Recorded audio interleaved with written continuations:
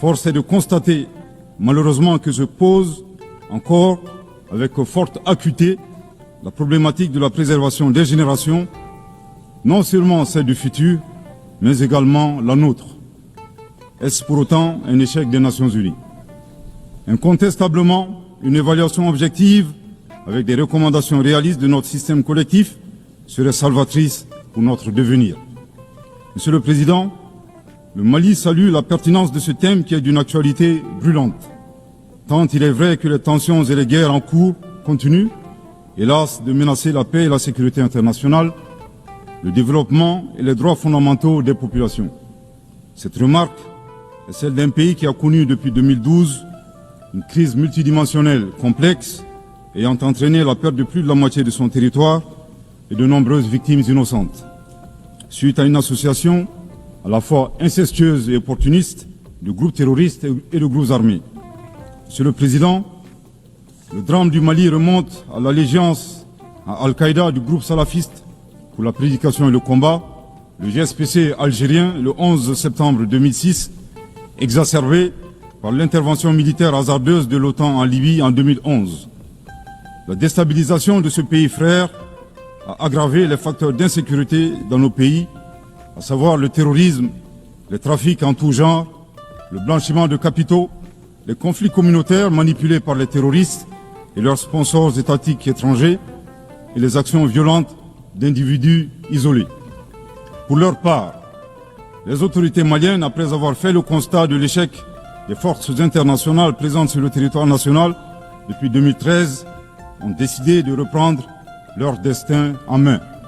Ainsi, depuis le 7 juin 2021, après la prestation du serment de son Excellence le colonel Assimi Goïta comme président de la transition chef de l'État, s'est ouvert un vaste chantier d'équipement et de réorganisation des forces de défense et de sécurité associé à un projet de refondation du Mali. Les assises nationales de la refondation, lancées en décembre 2021, ont permis aux Maliens de procéder à un diagnostic exhaustif des causes de la crise, puis d'adopter 517 recommandations pertinentes.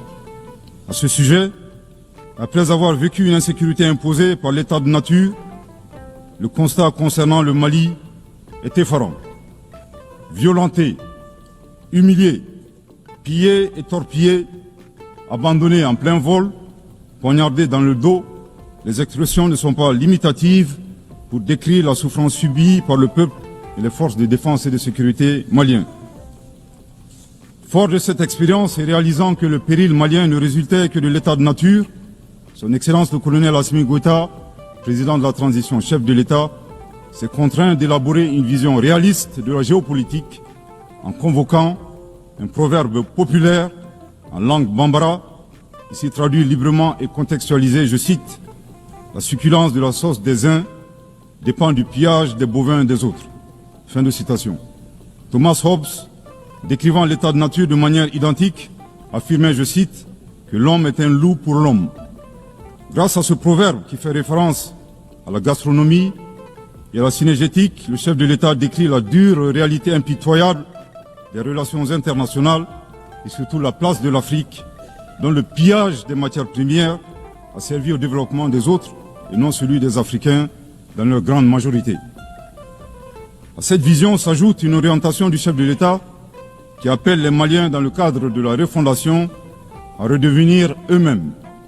En effet, le chef de l'État a procédé le 23 avril 2024 au lancement du programme national d'éducation aux valeurs qui vise un retour aux sources sans lesquelles il serait difficile d'envisager un avenir radieux pour notre pays dans sa quête légitime de souveraineté. L'invitation à redevenir nous-mêmes ne saurait faire l'économie de la question de savoir qui nous sommes. La réponse immédiate à cette interrogation est donnée par la devise du Mali, un peuple, une grande famille, nation cosmopolite, un but, magnifier la diversité dans l'unité, unis pour bâtir le bien commun, et enfin une foi, la foi à ce que Dieu a donné comme ressource pour la réalisation de la prospérité. En vue de donner plus de relief à la définition du Malien, le professeur Ibrahim Diaye, expert au sein du comité chargé de la mise en œuvre du programme national d'éducation aux valeurs, indique que le Malien se caractérise d'une part par 5 valeurs cardinales, à savoir l'humanitude, l'empathie, l'obligation de transmettre les valeurs humaines aux générations futures, le sens de l'honneur, l'acceptation de la différence et de l'altérité au plan sociétal, humain et culturel. Et d'autre part, 5 principes inviolables en lien avec le pays lui-même, à savoir un Mali indivisible, inaliénable, non hypothécable, nul ne peut en disposer comme propriété privée impérissable. Monsieur le Président, en privilégiant d'être eux-mêmes, les Maliens créent une 3e voie, ne pas devenir des prédateurs, des barbares sans foi ni loi, à la recherche des bovins d'autrui, ne pas devenir les éternelles victimes impuissantes face à la prédation. La voie médiane promue par le Mali consiste à réaliser notre développement en empruntant un chemin plus vertueux. Veiller au respect de notre souveraineté tout en respectant celle des autres. Refuser l'hétéronomie tout en refusant de nous ingérer dans les affaires intérieures des autres. Être ouvert à tous les partenariats sur une base gagnant-gagnant. Aussi, il est important de relever que ces principes et valeurs caractérisent, mutatis mutandis, les peuples frères du Burkina Faso et de la République du Niger. Concernant le processus de transition politique au Mali, il convient de rappeler que, à l'issue des assises nationales de la refondation, le peuple malien a fait le choix de mener des réformes politiques avant d'organiser les élections, en vue d'ancrer profondément une gouvernance vertueuse. La mise en œuvre des recommandations des assises a permis d'engranger des résultats tangibles, notamment la mise en place de l'autorité indépendante de gestion des élections, l'adoption de la nouvelle constitution le 22 juillet 2023, suite à un référendum bien organisé, le parachèvement de la réorganisation territoriale et administrative, le renforcement de la lutte contre la corruption et la transparence de l'action publique, la relecture du code minier, plus équitable et favorisant le contenu local. Monsieur le Président, soucieux de pérenniser l'unité nationale, fondement de tout développement, le chef de l'État a annoncé le 31 décembre 2023 la tenue du dialogue intermalien pour la paix et la réconciliation afin, dit-il, d'éliminer les racines des conflits communautaires et intercommunautaires dans le but ultime de réconcilier les communautés.